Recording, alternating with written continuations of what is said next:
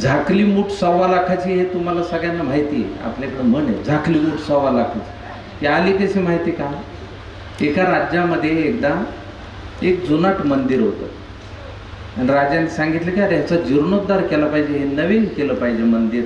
आणि त्या मंदिराच्या पुजाऱ्यावर राजाने जबाबदारी टाकली. म्हणले तू हे काम कर. तो म्हणलं बरं महाराज. आता राजांनी जबाबदारी टाकली म्हणल्यावर त्यांनी 6,000चं कर्ज काढलं आणि एकदम नवीन मंदिर करून टाकलं. रंग भिंग सगळं स्वच्छ एकदम.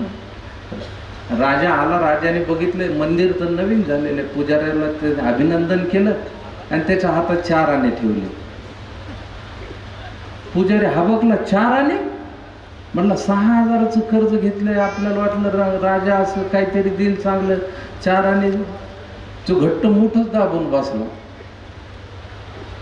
लोक विचारायला लागले राजाने काय दिलं? नाही, मग फार महत्वाची वस्तू दिली राजा, दाखवता येत नाही म्हणलं.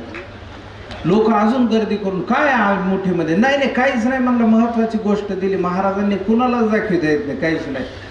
गदारोळ पसरला, सगळे विचारायला लागले. राजाने त्याला काहीतरी दिलं आणि त्याने मुठीत झाकले, कोणालाच दाखविना. तो म्हणल्यावर कस काय दाखविना काय? हळूहळू राजापर्यंत ही बातमी गेली. पुजारी काही मूठ उघडीना आणि तो काही कुणाला दाखविना.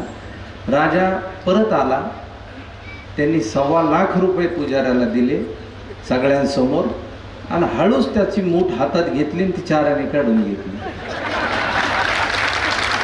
तेव्हापासून झाकली मूठ 1.25 लाखाची हे म्हण प्रचलित झाली.